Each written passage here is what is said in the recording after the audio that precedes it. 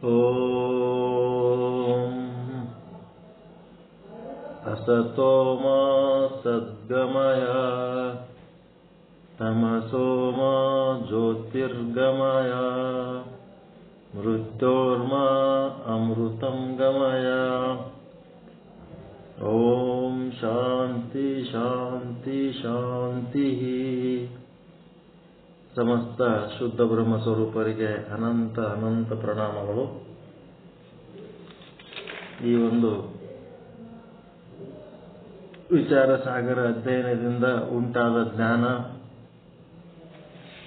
ಅದರಿಂದ ಉಂಟಾದ ಭಾನ ನಿರಂತರವಾಗಿ ನಮ್ಮಲ್ಲಿ ಉಳಿಬೇಕಾದ್ರೆ ಜ್ಞಾನಯೋಗಿಗಳು ಭಾನಯೋಗಿಗಳು ಆಗ್ಬೇಕಂತ ಉಪಾಸನ ಕಾಂಡಕ್ಕೆ ಸಂಬಂಧಪಟ್ಟಂತ ಹಲವಾರು ಯೋಗಗಳನ್ನು ಸದ್ಗುರುನಾಥ ಪರಿಚಯ ಮಾಡಿಸ್ತಾ ಇದ್ದಾನೆ. ಅದು ಏನು ಕೆಲಸ ಮಾಡ್ತದಂತಂದ್ರೆ, ನಿರಂತರವಾಗಿ ನಿತ್ಯವಾಗಿ ನಮ್ಮ ಜ್ಞಾನದ ಮಟ್ಟ ಏನದ,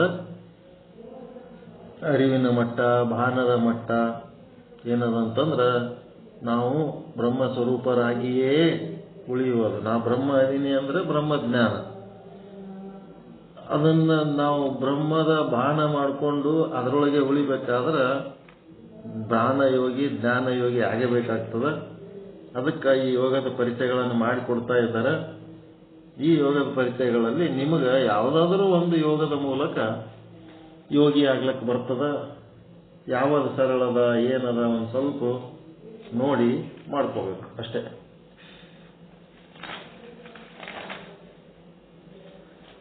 ನಿನ್ನೆ ತನಕ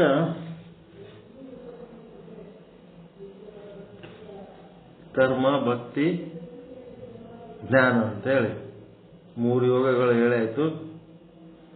ಆ 3 ಯೋಗಗಳು ಒಂದನ್ನು ಬಿಟ್ಟು ಮತ್ತೊಂದಿಲ್ಲ, 3ರನ್ನ ಬೇರ್ಪಡಿಸ್ಲಿಕ್ಕೆ ಬರಂಗಿಲ್ಲ. ನಾವು ಏನೇ ಮಾಡ್ಬೇಕಂತಂದ್ರೂ ಕರ್ಮನೂ ಮಾಡಬೇಕು, ಜ್ಞಾನನೂ ಇರಬೇಕು, ಅದ್ರ ಮೇಲೆ ಭಕ್ತಿನೂ ಇರಬೇಕು. ಅಂದಾಗೆ ಕೆಲಸ ಸಕ್ಸಸ್ ಆಗ್ತದೆ. ಅವು 3 ಆದ್ಮೇಲೆ ಈಗ ನೆಕ್ಸ್ಟ್ 4ನೇದು ಏನದಂದ್ರೆ ಹಠಯೋಗ ಅಂತ ಬರ್ತದೆ. ಕರ್ಮ ಏನದಂತಂದ್ರೆ ಸ್ಥೂಲ ಶರೀರದ ಅವಯವಗಳನ್ನು ಅಳವಡಿಸಿ ಅದನ್ನ ಸ್ಥೂಲ ಶರೀರದ ಅವಯವಗಳನ್ನು, ಅನ್ನಮಯ ಶರೀರವನ್ನ ದೈವೀಮಯ ಮಾಡುವುದಕ್ಕೆ, ಅದರ ಕ್ರಿಯೆಗಳು, ಅದು ಮಾಡೋ ಕೆಲಸಗಳು ಎಲ್ಲದರಲ್ಲಿ ದೈವೀಯತೆಯನ್ನು ತುಂಬಿಕೊಳ್ಳೋದು. ಭಕ್ತಿ ಯೋಗ ಅಂತಂದ್ರೆ ಹೃದಯದಲ್ಲಿ ಯಾವುದರ ಮೇಲೆ ಪ್ರೀತಿ ಅದಿರಿ, ಯಾವುದಕ್ಕೆ ಅಂಟುಗೋತೀರಿ, ಅಟ್ಯಾಚ್ಮೆಂಟ್ ಆಗ್ತೀರಿ, ಅದರ ಬದಲಿ ಪರಮಾತ್ಮನ ಕಡೆ ಹರಿಯುವಂತ ಒಂದು ಕೆಲಸ ನಿಮ್ಮ ಪ್ರೀತಿ ಅನ್ನೋದು. ಆಮೇಲೆ ಜ್ಞಾನ ಯೋಗ ಅಂತಂದ್ರೆ ಇದನ್ನೆಲ್ಲ ಮಿಥ್ಯಾ ಅಂತ ತಿಳ್ಕೊಳ್ಳೋದು. ಜ್ಞಾನಯೋಗಿ ಬ್ರಹ್ಮ ಒಂದೇ ಸತ್ಯ, ಮತ್ತು ಜಗತ್ತು ಮತ್ತಿನ್ನೇನದ ಬ್ರಹ್ಮನನ್ನು ಹೊರತುಪಡಿಸಿ ಏನದ ಅದೆಲ್ಲ ಬರೇ ತೋರಿಕೆಯ ಜಗತ್ತು, ಅದು ಮಿಥ್ಯ ಅಂತ ಜ್ಞಾನಯೋಗಿ ತಿಳ್ಕೊಂಡು ಅವನು ಈ ಅವಿದ್ಯೆಯ ಒಂದು ಹಿಡಿತದಿಂದ ಪಾರಾಗ್ತಾನೆ. ಕರ್ಮಯೋಗಿ ಏನ್ ಮಾಡ್ತಾನ, ಅವನೇನ್ ಪಾರಾಗ್ತಾನ,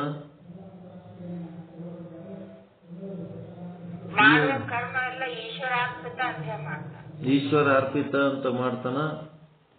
ಮತ್ತ ಎಲ್ಲ ಏನ್ ಮಾಡಿದ್ರು ತನ್ನ ಸಲುವಾಗಿ ಮಾಡ್ಕೊಳಕತ್ತೀನಿ ಅಂತ ತಿಳ್ಕೊತಾನ. ಬೇರೆ ಯಾರ ಸಲುವಾಗಿ ಮಾಡಿದ್ರು ಅದು ತನ್ನ ಸಲುವಾಗಿ, ಅಲ್ಲಿನೂ ನನ್ನ ಆತ್ಮನೇ ಆದ. ಎದುರೊಬ್ಬರಿಗೆ ಯಾರಿಗಾರ ಸಹಾಯ ಮಾಡಿದ್ನಂತಂದ್ರ ಸಹಾಯ ಮಾಡ್ಕೊಳಕ ಏನ್ ಬಂದನಲ್ಲ, ತಮ್ಮಿಂದ ಸಹಾಯ ತಕ್ಕೊಳಕ ಅವನನ್ನು ತನ್ನಿಂದ ಅಭಿನ್ನವಾಗಿ ಕಾಣ್ತಾನ. ಮಾಡಿದ ಕರ್ಮ ಭಿನ್ನ ಭಿನ್ನ ಇತ್ತು ಅಂದ್ರೆ ಒಬ್ಬ ದಾನಿ ಆಗ್ತಾನೆ, ಇನ್ನೊಬ್ಬ ದೀನ ಆಗ್ತಾನೆ. ಅವರಿಬ್ರು ಅಭಿನ್ನನೇ ಇದ್ದ ಹೊತ್ನಾಗ ಬಲಗೈ ಒಳಗಿನ ವಸ್ತುವನ್ನು ಎಡಗೈ ಕೊಟ್ಟಂಗ, ಕೈನೂ ತಂದೆ, ವಸ್ತುನೂ ತಂದೆ, ಎಡಗೈನೂ ತಂದೆ, ಬಲಗೈನೂ ತಂದೆ. ಈ ರೀತಿ ಭಾವನೆ ಇತ್ತಂದ್ರೆ ದಾಸೋಹ ಭಾವ ಅಂತಾರೆ ಇದಕ್ಕ. ಇಂಥ ಭಾವ ಇತ್ತು ಅಂತಂದ್ರೆ ಏನಾಗ್ತದ, ಅದು ಸತ್ಯ ಶುದ್ಧ ಕಾಯಕ ಅದೆಲ್ಲ ಕರ್ಮಯೋಗನೇ. ದಾಸೋಹ ಭಾವ ಕರ್ಮಯೋಗನೇ. ಈ ಕಾಯಕಕ್ಕ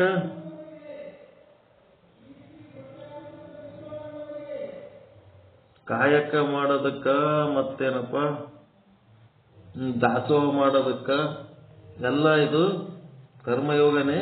ಅದನ್ನ ದೈವೀಯತೆಯಲ್ಲಿ ತಂದಾರ. ಸತ್ಯ ಶುದ್ಧ ಅಂದ್ರೆ ಏನ್ ಮಾಡ್ಯಾರ, ಕಾಯಕದೊಳಗೂ ಸಮಾನತೆಗಳನ್ನು ತಂದಾರವ್ರು. ಯಾವುದೇ ಕಾಯಕ ಮೇಲಲ್ಲ ಕೀಳಲ್ಲ, ಎಲ್ಲ ಕಾಯಕಗಳು ಸಮಾಜಕ್ಕೆ ಅತ್ಯವಶ್ಯಕ ಅಂತೇಳಿ ಎಲ್ಲ ಕಾಯಕ ಜೀವಿಗಳನ್ನ ಸಮಾನವಾಗಿ ನೋಡುವಂತ ಒಂದು ದೃಷ್ಟಿ. ಮತ್ತು ಅದನ್ನ ಹಂಚಿಕೊಂಡು ಬಂದು ಎಲ್ಲರೂ ಕೂಡಿ ದುಡಿದದ್ದನ್ನ ಎಲ್ಲರೂ ಹಂಚಿಕೊಂಡು ಉಣ್ಣೋದ್ರಾಗೂ ಎಲ್ಲರೂ ಸಮಾನ ಅನ್ನಂಥದ್ದೇ ಒಂದು ದೃಷ್ಟಿ ಬೆಳೆಸಿದ್ದಕ್ಕೆ ಅದು ಕಾಯಕ ದಾಸೋಹ ಆಗ್ಯದ. ಅದು ಕಾಯಕ ತತ್ವ ದಾಸೋಹ ತತ್ವ ಎರಡು ಬಿಟ್ಟು ನೋಡಿದೆವಂತಂದ್ರ ಒಂದು ಮೇಲು ಒಂದು ಕೀಳು ಇವೆಲ್ಲ ಬಂದ್ಬಿಡ್ತಾವ, ಅಸಮಾನತೆ ಭಾವ ಬರ್ತಾವ. ಈ ರೀತಿ ಕರ್ಮಯೋಗ, ಭಕ್ತಿಯೋಗ, ಜ್ಞಾನಯೋಗ. ಹಿಂಗಾದ್ಮೇಲೆ ಈಗೇನ್ ಮಾಡೋಣ, ಹಠಯೋಗ ಅಂತ 4ನೇ ಯೋಗ ಇದೆ. ಹಠಯೋಗ ಅಂದ್ರೆ ಏನಂದ್ರ ರಾಜಯೋಗದ ಪೂರ್ವ ಸಿದ್ಧತೆ. ರಾಜ ಅಂದ್ರೆ ಯಾರ್ರಿ? ರಾಜಯೋಗ ಅಂದ್ರೆ ಏನು?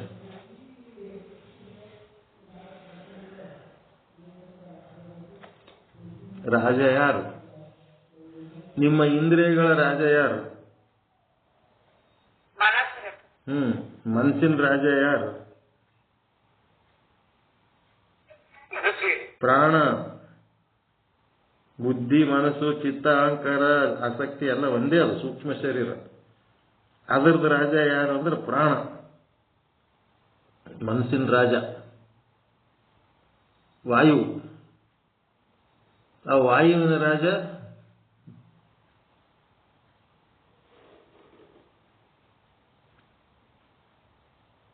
ಪ್ರಾಣದ ರಾಜ ಯಾರು? ಶಿವ, ಆತ್ಮ, ಬ್ರಹ್ಮ ಏನಂತೀರಿ ಅದೇ. ಅದಕ್ಕ ಆ ಶಿವ ಸ್ವರೂಪ ಪಡ್ಕೋಬೇಕಾದ್ರ ಈ ಮನಸ್ಸು ಮತ್ತು ಪ್ರಾಣ ಇವೆರಡನ್ನ ಏನ್ ಮಾಡ್ಬೇಕು, ದಾಟಿ ಹೋಗ್ಬೇಕಾಗ್ತದೆ. ಅವು ಇದ್ದು ಇಲ್ಲಂಗೆ ಮಾಡ್ಕೋಬೇಕಾಗ್ತದೆ. ಮನಸ್ಸು ಏನ್ ಮಾಡ್ತದ, ಯಾವಾಗಾರ ಒಂದು ಬಯಸ್ತದ. ಪ್ರಾಣ ಏನ್ ಮಾಡ್ತದ, ಯಾವ್ದಕ್ಕರೆ ಹೋಗಿ ಅಂಟುಗೋತದ. ಇವೆರಡು ಏನ್ ಮಾಡ್ತಾವ, ನಮ್ಮ ಆಧ್ಯಾತ್ಮ ಸಾಧನೆಗೆ ಅಡ್ಡಿಪಡಿಸ್ತಾವ. ಅದಕ್ಕೆ ಮನಸ್ಸು ಮತ್ತು ಪ್ರಾಣ ಇವೆರಡು ಜೊತೆ ಜೊತೆಗೆ ಅದಾವ. ಅವು ಎರಡರಾಗ ಒಂದನ್ನು ಹಿಡಿದ್ರ, ಈಶ್ವರ್ ಚಚಡಿ ಹಿಡಿದ್ರ ಅಂಗಡಿ ಪತ್ರಪ್ ಸಿಗ್ತಾವ, ಅಂಗಡಿ ಪತ್ರಪ್ ಹಿಡಿದ್ರ ಈಶ್ವರ್ ಚಚಡಿ ಸಿಗ್ತಾವ. ಅವರಿಬ್ರು ಜೋಡೆ ಇರ್ತಾರ. ಹಂಗಿದು ನೀವು ಪ್ರಾಣದ ಮೇಲೆ ನೀವು ಯೋಗ ಮಾಡಿದ್ರಿ ಅಂತಂದ್ರೆ ಮನಸ್ಸು ಕಂಟ್ರೋಲ್ ಆಗ್ತದೆ. ಮತ್ತ ಮನಸ್ಸಿನ ಮೇಲೆ ನೀವು ಯೋಗ ಮಾಡಿದ್ರಿ ಅಂದ್ರೆ ಪ್ರಾಣ ಕಂಟ್ರೋಲ್ ಆಗ್ತದೆ.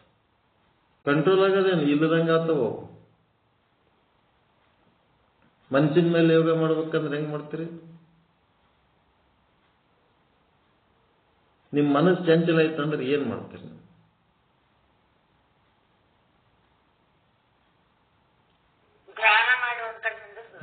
ಪ್ರಾಣ ಏನ್ ಧ್ಯಾನ ಮಾಡಿದ್ರು ಕುಂದ್ರಲ್ಲ. ಪ್ರಾಣಾಯಾಮ ಮಾಡ್ಬೇಕು. ಒಂದ್ ಕಡೆ ಕೂತು ಪ್ರಾಣಾಯಾಮ ಮಾಡ್ಬೇಕು. ಪ್ರಾಣಾಯಾಮ ಮಾಡಿದ್ರಿ ಮನಸ್ಸು ಹೇಳ್ದಂಗೆ ಕೇಳ್ತದ, ಓಡೇ ಕೊಡ್ತದ. ನೀಟಾಗಿ ಕೂತು ಪ್ರಾಣಾಯಾಮ ಮಾಡಿದ್ರಿ ಅಂತಂದ್ರ ಮನಸ್ಸು ಅಲ್ಲಿ ಇದಂಗೆ ಇಲ್ಲದು. ಚಂಚಲತೆ ಇಲ್ಲ, ಪಂಚಲತೆ ಇಲ್ಲ. ಮನಸ್ಸು ಏನಾಗ್ಬಿಡ್ತದ, ಲಯ ಆಗಿಬಿಡ್ತದ. ಪ್ರಾಣಾಯಾಮ ಮಾಡೋದಂದ್ರೆ ಏನದು?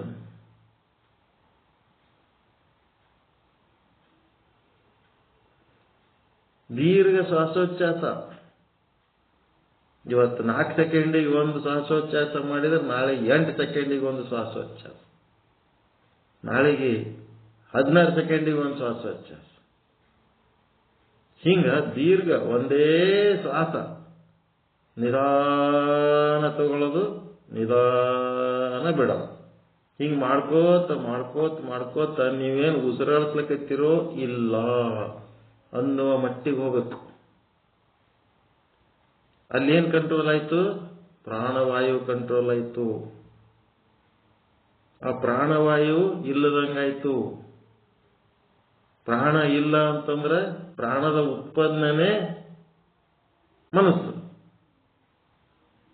ಆ ಪ್ರಾಣನೇ ಇಲ್ಲ ಅಂತಂದ್ಮೇಲೆ ಮನಸ್ಸಲ್ಲಿ ಬರ್ತದೆ. ಫಸ್ಟಿಗೆ ಏನೇನು ತಯಾರಾಗ್ಯದ ಅಲ್ರಿ? ಫಸ್ಟ್ ಯಾವತ್ತು ತಯಾರಾಗ್ಯದ? ಆತ್ಮ, ಪರಮಾತ್ಮ, ಮತ್ತೇನು ಪ್ರಾಣ, ಇಂದ್ರಿಯ, ಮನಸ್ಸು, ಅವೇನೆಲ್ಲ ಅದಾವಲ್ಲ, ಯಾವತ್ತು ತಯಾರಾಗ್ಯದ? ಮೊದಲು ಜಡ ತಯಾರಾಗ್ಯದ, ಚೇತನ್ ತಯಾರಾಗ್ಯದ ಜಗತ್ನಾಗ?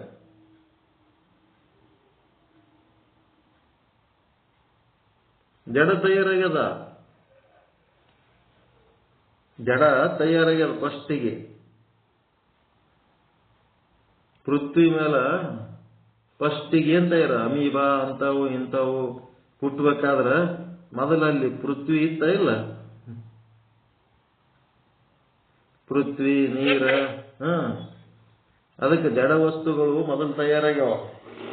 ಆಮೇಲೆ ನಿಧಾನಕ್ಕ ಅದ್ರೊಳಗ ಪ್ರಾಣ ತತ್ವ ಪ್ರಕಟ ಆಗ್ಯದ.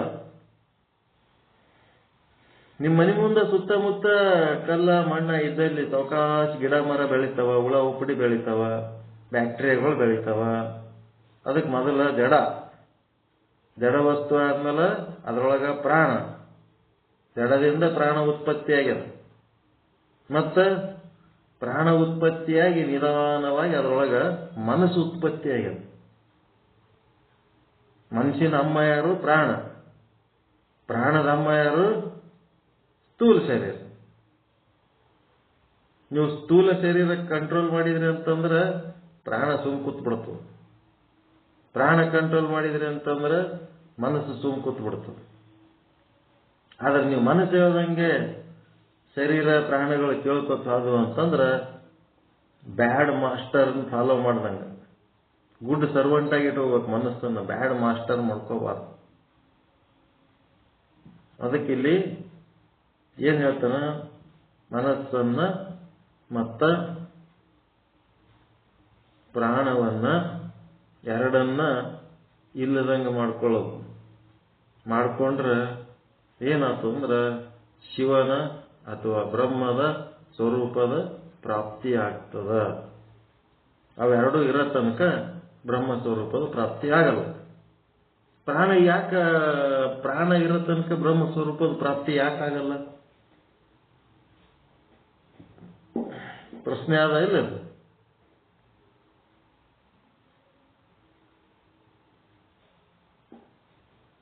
ಯಾಕಾಗಲ್ಲ? ಈ ಪ್ರಾಣ ಏನ್ ಮಾಡ್ಯದ? ಯಾವದಕ್ಕೆ ಅಂಟುಕೊಂಡದ. ಈಗ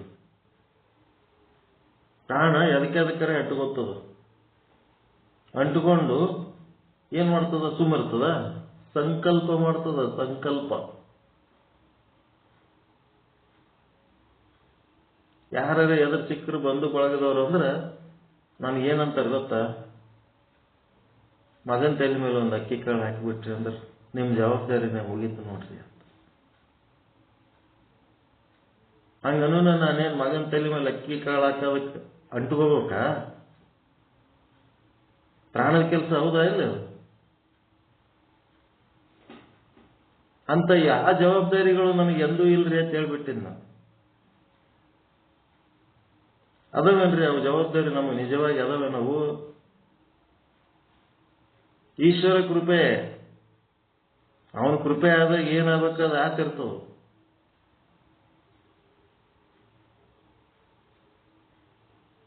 ಅದು ನಮ್ಮ ಜವಾಬ್ದಾರಿ ಏನ್ರಿ ಅದು?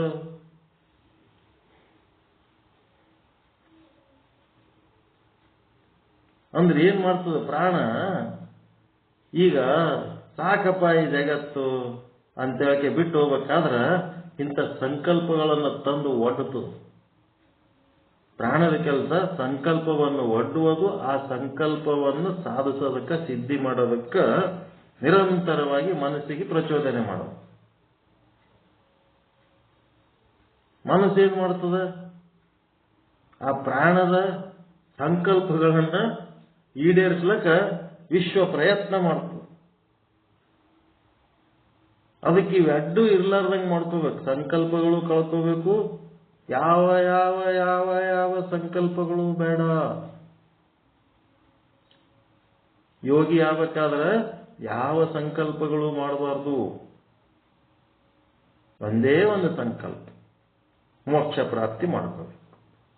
ಉಳಿದ ಸಂಕಲ್ಪಗಳು ಏನೇನು ಮಾಡಬೇಕಾಗಿ ಅವರವರ ಭೋಗಗಳಿಗೆ ಏನೇನು ಫಲಗಳು ಯಾವಾಗ ಏನು ಸಿಗಬೇಕು ಅವು ಸಿಕ್ಕೇ ಸಿಗ್ತಾವ.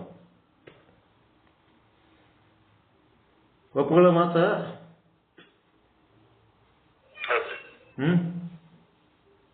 ಅವ್ರ ಭೋಗದಾಗ ಅವ್ರಿಗೆ ಏನು ಸಿಗಬೇಕು ಯಾವಾಗ ಸಿಗಬೇಕು ಅವಾಗ ಏನೇನಾಗಬೇಕು ಅವು ಆಚರಿಸ್ತಾವ. ನಮ್ಮ ಮಗನ ತಲೆ ಮೇಲೆ ಅಕ್ಕಿ ಕಾಳು ಹಾಕೋದು ನನ್ನ ಜುಮೇದಾರಿ. ಎಂಥ ಜುಮೇದಾರಿ ಅದು? ಮಗನ ತಲೆ ಮೇಲೆ ಅಕ್ಕಿ ಕಾಳದೇ ಜುಮೇದಾರಿ ಇದ್ದಿಲ್ಲ, ಮಗನ ಏನು ಜುಮೇದಾರಿ ಅದು? ಯಾವ ಟೈಮ್ನಾಗ ಏನಾಗಬೇಕು ಆಚರಿಸ್ತಾವ. ಅವ್ರವ್ರ ಭೋಗದಲ್ಲಿ ಅವ್ರವ್ರಿಗೆ ಏನೇನು ಸಿಗಬೇಕು, ಯಾವಾಗ, ಏನು, ಎಂತು ಅದೆಲ್ಲ ಈಶ್ವರ ಪ್ಲಾನ್ ಮಾಡ್ತಿರ್ತಾನೆ. ಅವಾಗ ನಿಮಗೆ ಎಲ್ಲರಿಗೆ ಒಂದು ಏನಾರೇ ಏನು ಮಾಡ್ತಾನೆ, ಮೋಟಿವೇಶನ್ ಅಂತಾರ. ಮೋಟಿವೇಶನ್ ಕನ್ನಡದಾಗ ಏನಂತಾರಲ್ಲ, ಪ್ರೇರಣೆ ಕೊಡ್ತಾನ. ಪ್ರೇರಕನಾಗಿ ಆಯ್ತು ಎಲ್ಲರೂ ಕೂಡ ಒಂದೇನೋ ಮಾಡಬೇಕು, ಮಾಡಿದಾನೆ ಅಷ್ಟೆ. ಎಷ್ಟು ಮಂದಿ ಮದಿ ಮಾಡಿರಿ? ಯಾರು ಬಂದು ಯಪ್ಪ ನಮ್ಮ ಮದಿ ಮಾಡಿರಿ, ಚಲೋ ಮಾಡಿರಿ, ಅಕ್ಕಿ ಕಾಳು ಹಾಕಿದ್ರಿ, ನಿಮ್ಲಿಂತ ನಾವು ಚಲೋ ಇದೀವತ್ತಿ ಯಾರು ಒಬ್ಬರು ಅಂದಾರ? ನಿಮಗೆ ಒಬ್ಬರ ಥ್ಯಾಂಕ್ಸ್ ಹೇಳ್ಯಾರ ಬಂದು ನಿಮಗ?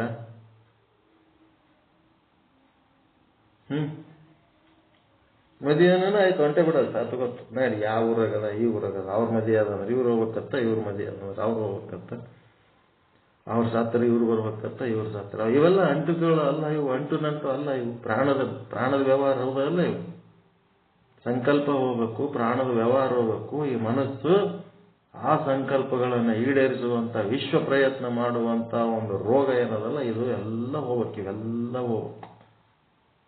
ಆದಾಗೆ ಯೋಗ ಪ್ರಾಪ್ತಿ ಆಗ್ತದೆ.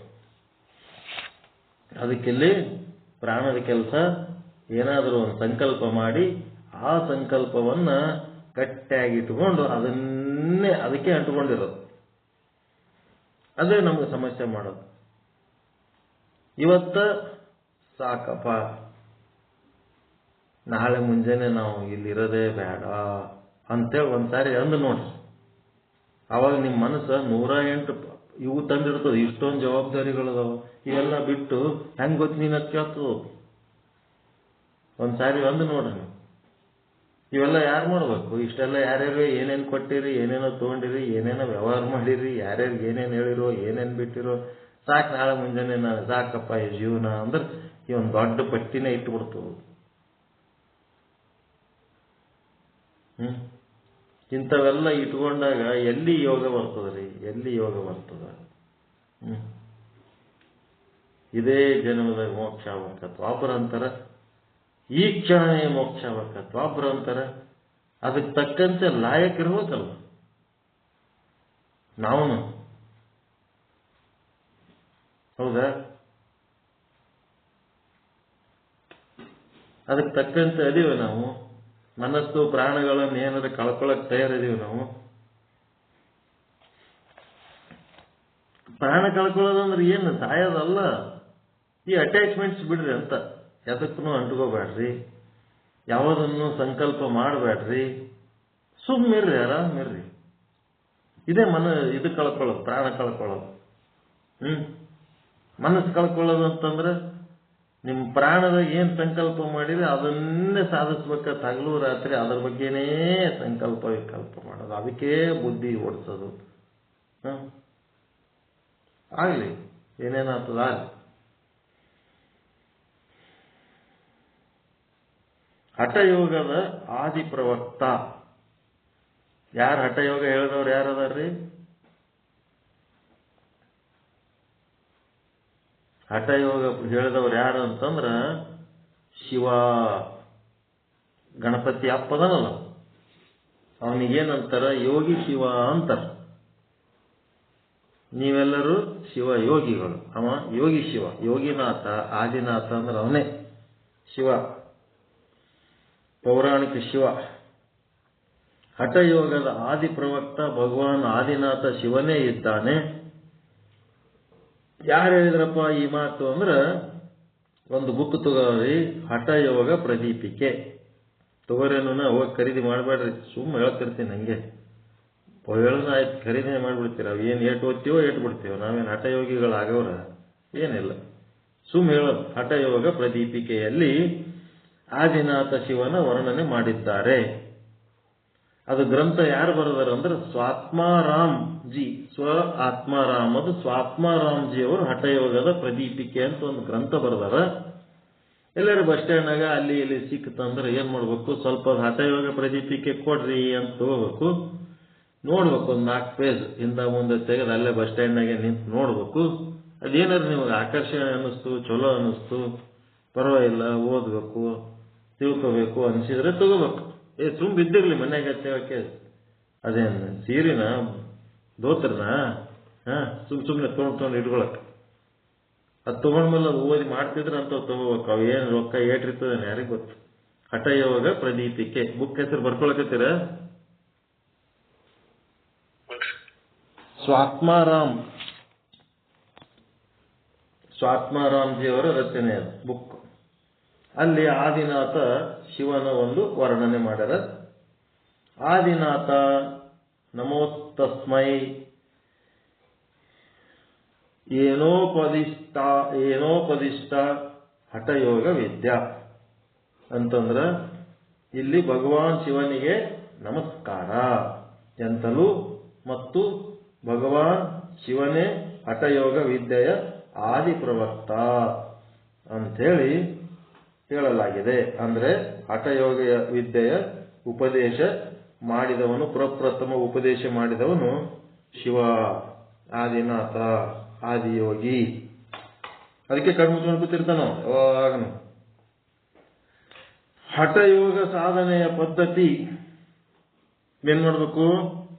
ಸಾಧಕನು ಸ್ವಯಂ ಸ್ಫೂರ್ತಿಯಿಂದ ಹಠಪೂರ್ವಕವಾಗಿ ಸಾಧನ ಮಾಡಲು ಸಿದ್ಧನಾಗಿರುತ್ತಾನೆ. ಯೋಗ ಮಾಡ್ಬೇಕಾದ್ರೆ ಹಠ ಬೇಕೇ ರೀ. ಹಠ ಇರ್ಲಿಲ್ಲ ಅಂದ್ರೆ ಏನೂ ಮಾಡ್ಲಿಕ್ಕಾಗಲ್ಲ. ಹಠ ಅಂತ ಅಂದ್ರೆ ಛಲ, ಒಂದು ಛಲ ಇರ್ಬೇಕು. ಛಲ ಇರ್ಲಿಲ್ಲ ಅಂದ್ರೆ ಏನೂ ಆಗಲ್ಲ. ಅದಕ್ಕೆ ಹಠಯೋಗದ ಸಾಧನೆಯ ಪದ್ಧತಿ ಸಾಧಕನ ಹೆಂಗಿರ್ಬೇಕು? ಯಾರೋ ಹೇಳ್ತಿರೋದು ಮಾಡೋದಲ್ಲ, ಸ್ವಯಂ ಸ್ಫೂರ್ತಿಯಿಂದ ಹಠಪೂರ್ವಕವಾಗಿ ಸಾಧನ ಮಾಡಲು ಸಿದ್ಧನಾಗಿರುತ್ತಾನೆ. ಮತ್ತಿಲ್ಲಿ ಏನಾದ್ರು ಹೇಳಿದ್ದು ಪ್ರಯೋಗ ಮಾಡ್ಲಿಕ್ಕೆ ಹೋಗಬಾರ್ದು. ಏನ್ ಮಾಡ್ಬೇಕು? ಒಬ್ಬ ಚಲೋ ಹಠಯೋಗ ಮಾಡುವಂತ ಗುರು ಸಿಕ್ಕರೆ ಅವನ ಜೊತೆಗೆ ಕೂತು ಪ್ರಯತ್ನ ಮಾಡ್ಬೇಕು. ಇಲ್ಲಿ ಹೇಳಿದ್ದ ಏನಾರು ತಗೊಂಡು ಏನಾರು ಮಾಡ್ಕೊಂಡು ಕೂತೀರಿ ಇಲ್ಲ, ಸುಮ್ಮ ಮಾಹಿತಿ ಅಷ್ಟೇ. ಹಠಯೋಗದ ಸಾಧನೆಯ ಪದ್ಧತಿ ಅಂದ್ರೆ ಸಾಧಕನು ಸ್ವಯಂ ಸ್ಫೂರ್ತಿಯಿಂದ ಹಠಪೂರ್ವಕವಾಗಿ ಸಾಧನ ಮಾಡಲು ಸಿದ್ಧನಾಗಿರುತ್ತಾನೆ. ಸಾಧಕನು ಮೊಟ್ಟ ಮೊದಲು ತನ್ನ ಶರೀರವನ್ನ ಸಂಯಮಿತಗೊಳಿಸಿ, ಶರೀರ ಸಂಯಮಿತಗೊಳಿಸೋದು. ಜ್ಞಾನಯೋಗಕ್ಕೆ ಅಂತಃಕರಣ ಹದಗೊಳಿಸೋದು. ಇಲ್ಲೇನದ? ಹಠಯೋಗದಲ್ಲಿ ಶರೀರವನ್ನು ಹದಗೊಳಿಸೋದು. ಹಠಯೋಗದಾಗ ಶರೀರ ಹದಗೊಳಿಸೋದು ಅಂದ್ರೆ ಸ್ಥೂಲ ಶರೀರವನ್ನು ಹದಗೊಳಿಸೋದು. ಜ್ಞಾನಯೋಗದೊಳಗ ಅಂತಃಕರಣ ಅಂದ್ರೆ ಸೂಕ್ಷ್ಮ ಶರೀರವನ್ನು ಹದಗೊಳಿಸೋದು. ಈ ಶರೀರವನ್ನು ಹದಗೊಳಿಸಿ ಹಠಯೋಗದಲ್ಲಿ ಮುಂದುವರಿಯುತ್ತಾನೆ. ಅದರಿಂದ ಆತನಿಗೆ ಏನಾತಂದ್ರ ಸ್ವಸ್ಥ ಶರೀರದ ಪ್ರಾಪ್ತಿಯಾಗುತ್ತದೆ. ಫಸ್ಟ್ ಅವ ಹೆಲ್ತ್ ಚಂದ ಇಟ್ಕೊತಾನೆ. ಹಠಯೋಗಿದು ಫಸ್ಟ್ ಸ್ಟೆಪ್ ಏನು? Good health. ಈ ಮೇಂಟೈನ್ಸ್ ಗುಡ್ ಹೆಲ್ತ್. ಶರೀರವನ್ನು ನಿಯಂತ್ರಣದಲ್ಲಿಟ್ಟುಕೊಳ್ಳುವ ಮೂಲಕ ಸಾಧಕನು ತನ್ನ ಮನಸ್ಸನ್ನು ಕೂಡ ತೀವ್ರ ನಿಯಂತ್ರಣಗೊಳಿಸುತ್ತಾನೆ. ಶರೀರ ನಿಯಂತ್ರಣ ಇಟ್ಟುಕೊಳ್ಳೋದ್ರ ಜೊತೆಗೆ ಮನಸ್ಸು ಕೂಡ ತೀವ್ರವಾಗಿ ನಿಯಂತ್ರಿಸಿಕೊಳ್ಳುತ್ತಾನೆ. ಹಠಯೋಗ ಮತ್ತು ತಂತ್ರವಿದ್ಯೆಯಲ್ಲಿ ತುಂಬಾ ಸಮಂಜಸ ಸಾಮ್ಯತೆಗಳಿವೆ. ತಂತ್ರವಿದ್ಯೆ ಅಂತ ಒಂದು ತಾಂತ್ರಿಕ ಒಂದು ವಿದ್ಯೆ ಅದ. ಆ ತಂತ್ರವಿದ್ಯೆಯಲ್ಲಿ ಒಂದು ಯಂತ್ರ ಮಂತ್ರ ತಂತ್ರ ಅಂತ ಬರ್ತಾವ. ಅದು ಒಂದು ವಾಮ ಮಾರ್ಗದಾಗ ತಂತ್ರಗಳು ಬರ್ತಾವ. ಇನ್ನ ಒಂದು ತಂತ್ರ ಅಂದ್ರೆ ಏನಂತಾರಂದ್ರೆ ಟೆಕ್ನಿಕ್. ಈ ಆಗಮಗಳಲ್ಲಿ ತಂತ್ರ ಅಂತಾರ, ಆಗಮಗಳಿಗೆ ತಂತ್ರ ಅಂತಾರ, ವೇದಗಳಿಗೆ ಮಂತ್ರ ಅಂತಾರ. ಗೊತ್ತದ ಇಲ್ಲ? ಆಗಮಗಳಿಗೆ ತಂತ್ರ ಅಂತಾರ, ಆಗಮದೊಳಗಿರುವ ಶ್ಲೋಕಗಳಿಗೆ ತಂತ್ರ ಅಂತಾರ, ವೇದಗಳಲ್ಲಿರುವ ಶ್ಲೋಕಗಳಿಗೆ ಮಂತ್ರ ಅಂತಾರ. ಈ ತಂತ್ರ ಮಂತ್ರ ಏನಪ್ಪಾ ಅಂತಂದ್ರೆ, ತಂತ್ರ ಅಂದ್ರೆ ಏನು? ದೇವಸ್ಥಾನಕ್ಕೆ ಹೋಗಿ ಅಲ್ಲೇ ಗುಡಿಯಾಗೆ ದೇವರವನ್ನಂತೇಳಿ ಏನ್ ಮಾಡ್ತೀರಿ? ಗುಡಿಗೆ ಹೋಗಿ ಪೂಜೆ ಮಾಡ್ತೀರಿ. ಅದನ್ನ ಟೆಕ್ನಿಕ್ ಏನ್ ಮಾಡ್ಯಾರ ಆಗಮಿಕರು? ಕೊಳ್ಳಾಗ ಲಿಂಗ ಕಟ್ಬರಿ, ಮನೆಗೆ ಕೂತ್ ಪೂಜೆ ಮಾಡ್ತಾರೆ.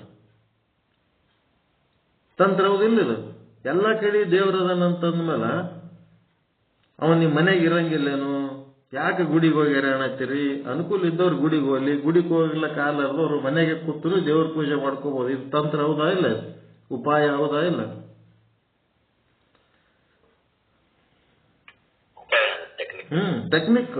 ಟೆಕ್ನಿಕ್ಸ್ ಅದಾವ. ಈ ಆಗಮಿಕರಲ್ಲಿ ಟೆಕ್ನಿಕ್ಸ್ ಅದಾವ. ವೇದಗಳಲ್ಲಿ ಹಂಗಿಲ್ಲ. ಯಾಕೋ ಮಂತ್ರಗಳು ಬೈಪಾಟ್ ಮಾಡಬೇಕು, ಮಂತ್ರ ಅನ್ಬೇಕು, ಅರ್ಥ ಆಲಿ ಬಿಡ್ಲಿ, ಹೈರಾಣ ಅಂದ್ರೆ ಹೈರಾಣ ಅದ ಮಂತ್ರಗಳಲ್ಲಿ. ಆ ಮಂತ್ರ ಹಿಂಗೆ ಅಂದ್ರೆ ಅದು ಕೆಲ್ಸಕ್ಕೆ ಬರ್ತದೆ, ಹಿಂಗಂದ್ರೆ ಕೆಲ್ಸಕ್ಕೆ ಬರಂಗಿಲ್ಲ. ಉಲ್ಟಾ ಆಯ್ತಂದ್ರೆ ಆ ಮಂತ್ರನೇ ಮತ್ತೆ ಡೇಂಜರ್ ಮಾಡ್ತದೆ. ಹಿಂಗೆಲ್ಲ ಬಹಳ ಕಷ್ಟ ಅದ ವೇದಗಳಲ್ಲಿ, ಆಗಮಗಳಲ್ಲಿ ತಂತ್ರಗಳಿಷ್ಟ, ಟೆಕ್ನಿಕ್ಸ್ ಅದ, ಬಹಳಷ್ಟು ಟೆಕ್ನಿಕ್ಸ್ ಅದಾವ. ಅವು ಆಮೇಲೆ ಹೇಳ್ತೀನಿ. ಇಲ್ಲಿ ಹೋಗ್ಬೇಕಾಗಿದ್ದು ನಾವೇನಂದ್ರೆ ತಾಂತ್ರಿಕ ಅಂದ್ರೆ ಕೆಲವೊಂದು ವಾಮ ಮಾರ್ಗದ ವಿದ್ಯೆಗಳು ಕೂಡ ಅದಾವ. ಅಲ್ಲಿ ಸಹಿತ ಈ ಹಠಯೋಗಗಳನ್ನೇ ಯೂಸ್ ಮಾಡ್ತಿರ್ತಾರೆ. ಹಠಯೋಗ ಮತ್ತು ತಂತ್ರವಿದ್ಯೆಯಲ್ಲಿ ತುಂಬಾ ಸಮಂಜಸ ಸಾಮ್ಯತೆಗಳು ಇವೆ. ಎರಡೂ ವಿದ್ಯೆಗಳ ಉಪದೇಶವನ್ನು ಭಗವಾನ್ ಶಿವನೇ ಕರುಣಿಸಿದ್ದಾನೆ. ಶಿವನೇ ಅವೆಲ್ಲ ಹೇಳಣ.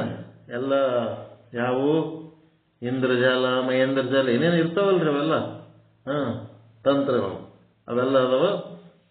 ಭಗವಾನ್ ಶಿವನೇ ಕರುಣಿಸಿದ್ದಾನೆ. ಹಠಯೋಗ ಸಾಧಕನು ತನ್ನ ಮೇಲೆ ಪರಿಪೂರ್ಣ ನಿಯಂತ್ರಣ ಹೊಂದಿರುತ್ತಾನೆ. ಯೋಗದ ಎಲ್ಲಾ ಅವಸ್ಥೆಗಳನ್ನ ಕ್ರಮಪೂರ್ವಕವಾಗಿ ಪ್ರಾಪ್ತಿ ಮಾಡಿಕೊಳ್ಳುತ್ತಾ ಮುಂದುವರಿಯುತ್ತಾನೆ. ಮುಂದೆ ಶ್ಲೋಕಗಳು ಹೇಳ್ಕೊತ ಹೋಗ್ತಾರೆ. ಹಕಾರ ಕೀರ್ತಿತ ಸೂರ್ಯಷ್ಟಕಾರಶ್ಚಂದ್ರ ಉಚ್ಯತೆ. ಸೂರ್ಯ ಚಂದ್ರಮ ಸೋಯೋಗತ ಹಠಯೋಗ ನಿಗದ್ಯತೆ ಅಂತಂದ್ರ ಹಕಾರ ಅಂದ್ರೆ ಸೂರ್ಯ, ಹಕಾರ ಹಠಯೋಗ ಅಲ್ಲ. ಹಠ ಅನ್ನೋದು 2 ಅಕ್ಷರ ಅವಿಲ್ಲ. ಒಂದು ಹಠಯೋಗದ ಹಕಾರ, ಇನ್ನ ಒಂದೇನದ ಠ ಅಂದ್ರ ಚಂದ್ರ. ಸೂರ್ಯ ಚಂದ್ರ ಒಂದಾಗದು, ಯೋಗ ಅಂದ್ರೆ ಒಂದಾಗದು. ಸೂರ್ಯ ಚಂದ್ರ ಒಂದಾಗದು ಅಂದ್ರೆ ಏನ್ ಹಂಗಂದ್ರ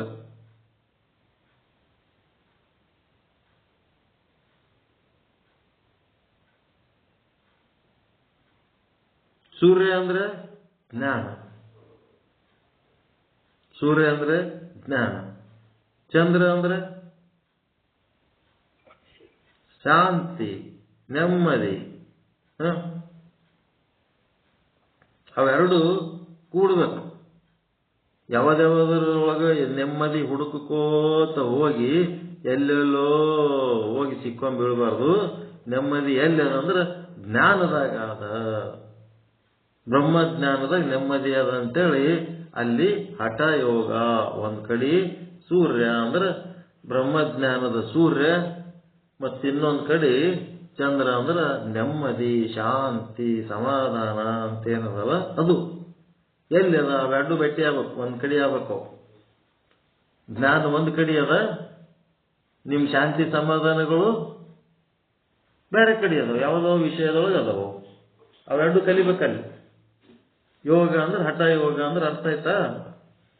ಹಾ ಅಂದ್ರೆ ಸೂರ್ಯ ಜ್ಞಾನ, ಟ ಅಂತಂದ್ರೆ ಶಾಂತಿ, ನೆಮ್ಮದಿ, ನಿಜವಾದ ಆನಂದ, ಪರಮಾನಂದ. ಎಲ್ಲದ? ಜ್ಞಾನದಲ್ಲಿ ಅದ ಅಂತೇಳಿ ಆ ಜ್ಞಾನ ಮತ್ತ ಆನಂದ ಎರಡೂ ಸೇರಿದ್ರೆ ಅದೇ ಹಠಯೋಗ. ಚಂದ್ರದಂದ್ರೆ ಅರ್ಥ ಸೂರ್ಯ ಚಂದ್ರರ ಮಿಲನ ಅಥವಾ ಹಕಾರ ಮತ್ತು ಠಕಾರಗಳ ಮಿಲನ.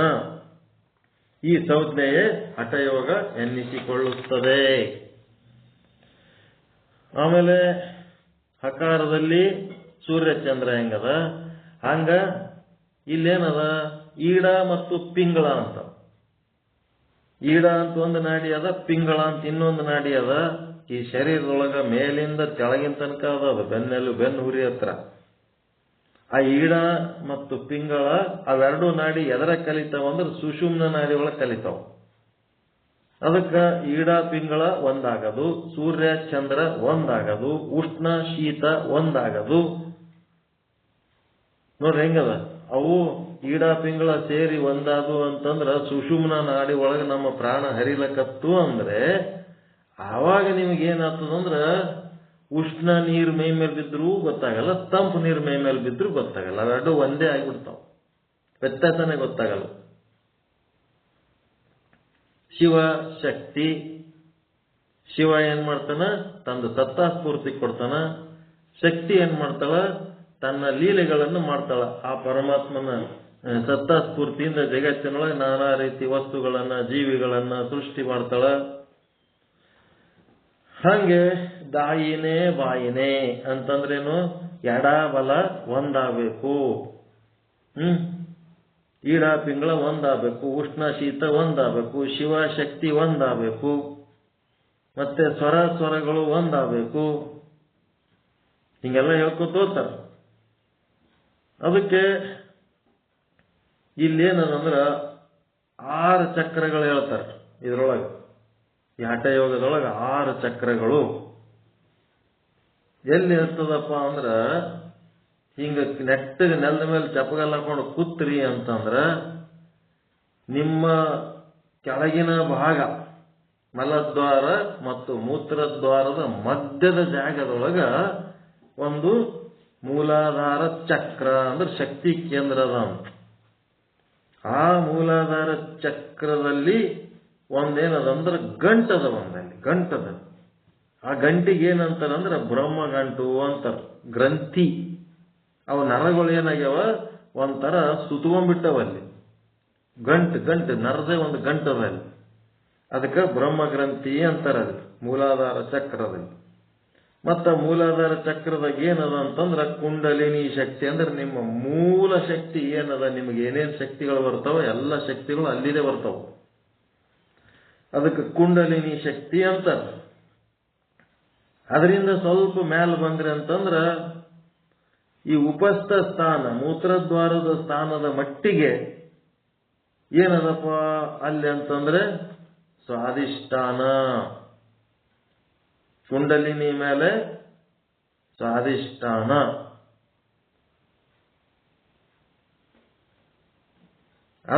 ಅದಕ್ಕಿಂತ ಮ್ಯಾಲ ಹೋಗ್ಬಿಟ್ರಿ ಅಂದ್ರೆ ಪಟ್ಟಿ ಬರ್ತದಿಲ್ಲ ಅಲ್ಲಿ ಮಕ್ಕಳ. ಅದ್ರ ಲೆವೆಲ್ಲಿಗೆ ಬಂತಂತಂದ್ರೆ ಮಣಿಪೂರಕ. ಮತ್ತ ಅದಕ್ಕಿಂತ ಮ್ಯಾಲ ಹೋದ್ರಿ ಅಂತಂದ್ರೆ ಎದಿ ಬರ್ತ, ಎದಿ ಒಳಗ ಅನಾಥ. ಅದಕ್ಕಿಂತ ಮ್ಯಾಲ ಹೋದ್ರಿ ಅಂದ್ರೆ ಕುತ್ತಿಗೆ ಬರ್ತದೆ, ಕುತ್ತಿಗೆ ಬಲ್ಲಿ ಏನದ ವಿಶುದ್ಧಿ. ಅದಕ್ಕಿಂತ ಮ್ಯಾಲ ಹೋದ್ರಿ ಅಂದ್ರೆ ಹಣಿಗೆ ಕುಂಕುಮ ಹಚ್ಕೋತಿರಲ್ಲ, ಬ್ರುಕುಟಿ ಅಂತಾರೆ, 2 ಹುಬ್ಬುಗಳು ಮತ್ತು ಮೂಗಿನ ಮೇಲಿನ ಕಂಬಿ, ಅವು 3 ಸೇರುವ ಜಾಗ. ಅಲ್ಲೇನಂತಾರ ಆಜ್ಞಾ. ಪೂರ್ತಿ ಮೇಲಿದ್ರ ಸಹಸ್ರಾರ. ಈ ರೀತಿ ಶಕ್ತಿ ಕೇಂದ್ರಗಳು. ಈ ಶಕ್ತಿ ಕೇಂದ್ರಗಳಲ್ಲಿ ಕುಂಡಲಿನಿ ಜಾಗೃತಿ ಮಾಡಿಕೊಂಡು ಅದನ್ನ ಹೆಂಗ್ ಜಾಗೃತಿ ಮಾಡ್ತಾನಂತಂದ್ರ ಈಡ ಮತ್ತು ಪಿಂಗಳ ನಾಡಿಗಳಲ್ಲಿ ಹರಿಯುವ ಪ್ರಾಣ ಶಕ್ತಿಯನ್ನ ಸುಷುಮ್ನ ನಾಡಿ ಒಳಗೆ ಹರಿಸಿ ನಿಧಾನವಾಗಿ ಕೆಳಗಿನಿಂದ ಮ್ಯಾಲ ಬರ್ಕೋತ ಹೋಗ್ತಾನ. ಕೆಳಗೇನಿರ್ತದ ಮೊದಲ ಅದು ಸ್ಟಾರ್ಟ್ ಆಯ್ತಂದ್ರ ಬ್ರಹ್ಮ ಗಂಟ ಬಿಚ್ಕೋತದ. ಅಲ್ಲಿ ಬಿಚ್ಕೊಂಡು ಮ್ಯಾಲ ಬಂದ್ರಿ ಅಂತಂದ್ರ ಎಲ್ಲದ ಅನಾಹತ ಚಕ್ರ ಏನದ ಅಲ್ಲ ಎದಿ ಒಳಗ, ಅಲ್ಲಿ ಒಂದು ಗಂಟದ, ಮತ್ತ ನರಗಳದೊಂದು ಗಂಟದಂತ. ಅದಕ್ಕೇನಂತಾರ ವಿಷ್ಣು ಗ್ರಂಥಿ ಅಂತಾರ. ಮತ್ತ ಮ್ಯಾಲ ಅದಕ್ಕಿಂತ ಮ್ಯಾಲ ಹೋದ್ರಿ ಅಪ್ಪ ಅಂದ್ರ ಆಜ್ಞಾ ಚಕ್ರದಲ್ಲಿ ರುದ್ರ ಗ್ರಂಥಿ ಅಂತಾರ.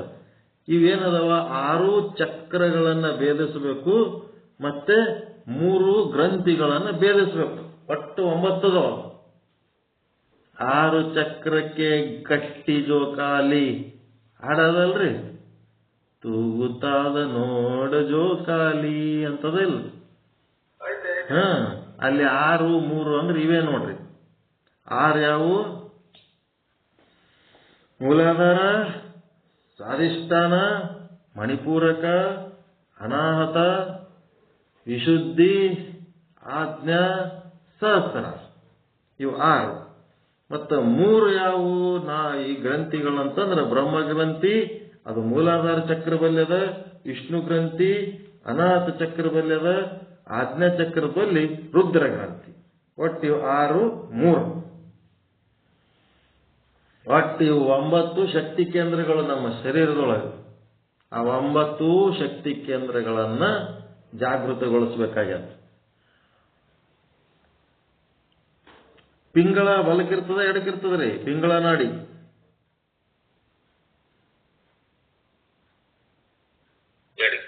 ಬಲಕ್ಕಿರ್ತದ. ಪಿಂಗಳ ನಾಡಿ ಬಲಕ್ಕಿರ್ತದ, ಈಡಾ ನಾಡಿ ಎಡಕ್ಕಿರ್ತದ.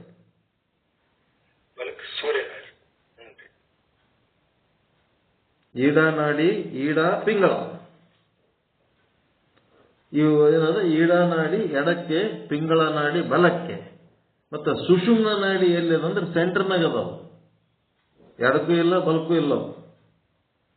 ಈ ಈಡಾ ಪಿಂಗಳದೊಳಗೆ ಹರಿಯುವ ಪ್ರಾಣವನ್ನ ಆ ಸುಷುಮ್ನ ನಾಡಿ ಒಳಗೆ ಹರಿಸ್ತಾನಂತ ಸಾಧಕ. ಅವಾಗ ಒಂದೊಂದು ಚಕ್ರಗಳು ಜಾಗೃತ ಹೋಗ್ತಾ ಹೋಗ್ತಾವ. ಹೆಂಗ ಕುಂಡಲಿನಿ ಶಕ್ತಿ ಮೇಲೆ ಏರ್ಕೊತ ಹೋಗ್ತದ, ಹಂಗ ಮುಂದ ಬ್ರಹ್ಮ ಗ್ರಂಥಿ, ವಿಷ್ಣು ಗ್ರಂಥಿ, ರುದ್ರ ಗ್ರಂಥಿಗಳು ಕೂಡ ಅವು ಛೇದಿಸ್ತವ. ಇದು ಹೆಂಗ್ ಶಕ್ತಿ ಹೆಚ್ಚಾಕೋತ ಹೋಗ್ತದ ಅವು ಛೇದಿಸ್ತವ. ಅದಕ್ಕೆ ಹಠಯೋಗ ಸಾಧನೆಯಲ್ಲಿ ಸಾಧಕನು ಹಕಾರ ಸ್ವರ ಪಿಂಗಳ ನಾಡಿ ಮತ್ತು ಠಕಾರ ಸ್ವರ ಈಡ ನಾಡಿಗಳ ಮೂಲಕ ಪ್ರಾಣಗಳನ್ನ ನಿರೋಧ ಮಾಡೋದಂದ್ರೇನು?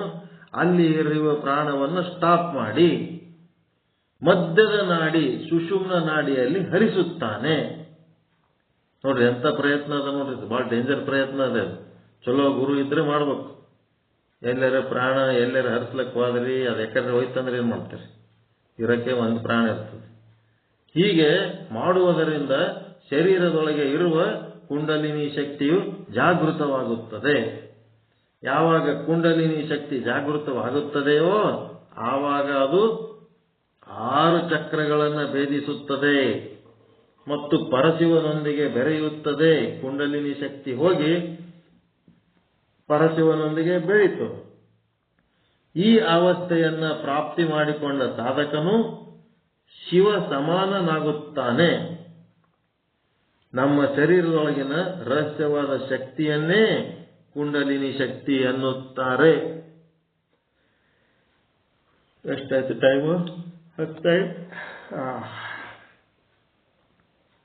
ಶಕ್ತಿ ಪ್ಲಸ್ ಶಿವ ಅಂದ್ರೆ ಹ ಪ್ಲಸ್ ಠ ಅಂದ್ರೆ ಹಠಯೋಗ. ಶಕ್ತಿ ಮತ್ತು ಶಿವ ಕೂಡಿ ಶಿವಯೋಗ. ಶಿವಯೋಗ ಅಂದ್ರೆ ಶಿವನ ಜೊತೆಗೆ ಶಕ್ತಿ ಕೂಡದೆ ಶಕ್ತಿ ಶಿವಯೋಗ ಆಕ್ಚುಲ್. ಹಠಯೋಗ ಸಾಧನೆಯ ಗುರಿ ಎಂದರೆ ರಾಜಯೋಗದ ಪ್ರಾಪ್ತಿಯಾಗಿದೆ. ಹಠಯೋಗ ಪ್ರದೀಪಿಕೆ ಸ್ವಾತ್ಮಾರಾಮರು ಹೇಳುತ್ತಾರೆ, ಪೌಠಾಣಿ ಕುಂಭಕಾಶ್ಚಿತ್ರ ದಿವ್ಯಾನಿ ಕರ್ಣಾನಿ ಚ ಸರ್ವಣ್ಯ ಪಿ ಮಠಾಭ್ಯಾಸೆ ರಾಜಯೋಗಿ ಫಲಾವತಿ ಅಂತ 1ನೇ ಅಧ್ಯಾಯ 67ನೇ ಶ್ಲೋಕದಾಗ ಹೇಳ್ತಾರೆ. ವಿಭಿನ್ನ ಪ್ರಕಾರಗಳ ಆಸನ, ಕುಂಭಕ ಮತ್ತು ಮುದ್ರೆಗಳ ರಾಜಯೋಗದ ಪ್ರಾಪ್ತಿಗಳ ಸಾಧನಗಳಿವೆ. ಇವೇನು ರಾಜಯೋಗ ಮಾಡಬೇಕಾದ್ರೆ ಆಸನಗಳು, ಕುಂಭಕಗಳು ಮತ್ತು ಮುದ್ರೆಗಳು. ಪ್ರಾಣಾಯಾಮದಾಗ ಕುಂಭಕ ಮಾಡ್ಕೋತಿರಲ್ಲ, ಒಳಗೆ ಗಾಳಿ ತಗೊಂಡು ಪ್ಯಾಕ್ ಮಾಡ್ಕೋತಿರಲ್ಲ, ಅದೇ ಕುಂಭಕ. ಅದಕ್ಕೆ ಹಠ ವಿನ ರಾಜಯೋಗ, ರಾಜಯೋಗ ವಿನ ಹಠ ನ ಸಿದ್ಧಯತಿ ತಥೋ ಯುಗ್ಮ ಮಾನಿಷ್ಠತೆ ಸಮವಾಸ್ಯತೆ ಅಂತಿದು ಹಠಯೋಗ ಪ್ರದೀಪಿಕಾ ಹೇಳ. ಏನದ? ಹಠಯೋಗ ಇಲ್ಲದಿದ್ದರೆ ರಾಜಯೋಗ ಸಿದ್ಧಿ ಆಗಲ್ಲ. ಮತ್ತು ಹಠಯೋಗ ಸಿದ್ಧಿ ಆಗುವುದಿಲ್ಲ ಅಂದ್ರೆ ಸಮಾಧಿಯು ಸಿದ್ಧಿಯ ತನಕ ಇವೆರಡನ್ನು ಅಭ್ಯಾಸ ಮಾಡುತ್ತಿರಬೇಕು. ಒಂದು ಮಾಡ್ತೀನಿ ಇನ್ನೊಂದು ಬಿಡ್ತೀನಿ ಅಂದ್ರೆ ಇಲ್ಲ. ರಾಜಯೋಗ ಹಠಯೋಗ ಎರಡು ಮಾಡಬೇಕು. ರಾಜಯೋಗದಲ್ಲಿ ಸಾಧಕನು ಪೂರ್ಣ ರೂಪದಿಂದ ಸ್ವತಂತ್ರನಾಗುತ್ತಾನೆ, ತ್ರಿಗುಣಾತೀತನಾಗುತ್ತಾನೆ, ಮತ್ತು ತನ್ನ ಸ್ವರೂಪದಲ್ಲಿ ಸ್ಥಿತನಾಗುತ್ತಾನೆ. ಅದಕ್ಕೆ ಹಠಯೋಗದ ಅಂಗ ಕೆಲವು ಗ್ರಂಥಗಳಲ್ಲಿ 6 ಅಂಗಗಳು, ಕೆಲವು ಗ್ರಂಥಗಳಲ್ಲಿ 4 ಅಂಗಗಳಿದ್ದಾವೆ. ಏನಂದ್ರ ಆಸನ, ಪ್ರಾಣಾಯಾಮ, ಮುದ್ರೆ, ನಾದಾನುಸಂಧಾನ ಅಂತೇಳಿ ಇವೆಲ್ಲ ಅದರದು 6 ಅಂಗಗಳು. ಆಸನ, ಪ್ರಾಣಾಯಾಮ, ಮುದ್ರೆ, ನಾದಾನುಸಂಧಾನ, ಇನ್ನ ಕೆಲವೊಂದ್ ಕಡೆ ಇನ್ನೊಂದೆರಡು ಸೇರಿಸಿ 6 ಮಾಡಿರ್ತಾರೆ. ಈಗ ಏನ ಮಾಹಿತಿ ಸಿಕ್ಕದ ಅಷ್ಟರ ಪ್ರಕಾರ ನೋಡೋಣ.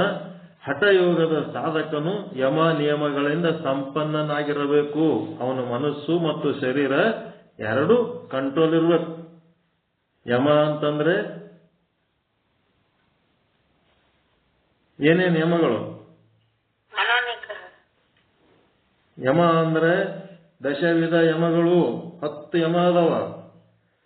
ಅಹಿಂಸಾ, ಸತ್ಯ, ಅಸ್ಥೇಯ, ಬ್ರಹ್ಮಚರ್ಯ, ಕ್ಷಮ, ಧೃತಿ ಅಂದ್ರೆ ಧೈರ್ಯ, ದಯಾ, ಅರ್ಜವ, ಮಿತಹಾರ, ಶೌಚ. ನೋಡ್ರಿ ಯಮ ಅಂದ್ರೆ ಎಸದವ. ಮತ್ತು ನಿಯಮ ಅಂತಂದ್ರೆ ಶಮ ದಮ ಕನ್ಫ್ಯೂಸ್ ಮಾಡ್ಕೋಬೇಡ್ರಿ. ಇದು ಯಮ ನಿಯಮ, ಶಮ ದಮ ಅವು ಬೇರೆ, ಜ್ಞಾನ ಯೋಗದ ಸಾಧನೆಗಳು. ಇಲ್ಲೇನದವ? ಶರೀರ ಮತ್ತು ಮನಸ್ಸನ್ನ ಕಂಟ್ರೋಲ್ ಮಾಡವು ಇವು. ದಶವಿಧ ನಿಯಮಗಳು ಏನವು? ತಪಸ್ಸ, ಸಂತೋಷ, ಆಸ್ತಿಕ್ಯ, ದಾನ, ಈಶ್ವರ ಪೂಜನ, ಸಿದ್ಧಾಂತ ವಾಕ್ಯ ಶ್ರವಣ, ರೀಂ ರೀಂ ಅಂದ್ರೆ ಲಜ್ಜೆ, ಮತಿ, ಜಪ, ಧೃತ್ ಅಂದ್ರೆ ಹವನ, ಹೋಮ ಹವನ ಮಾಡೋದು. ಇವು 10 ನಿಯಮಗಳದಾವ.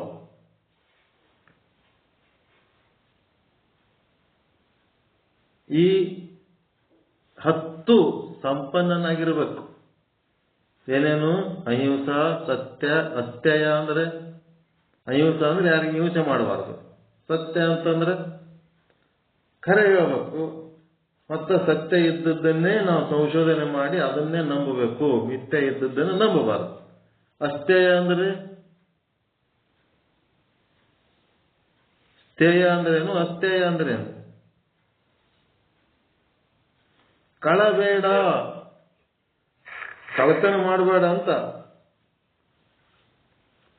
ಕಳತನ ಮಾಡಬೇಡ ಅಂತ ನಾವೇನ್ ಕಳು ಮಾಡೀವ್ರಿ?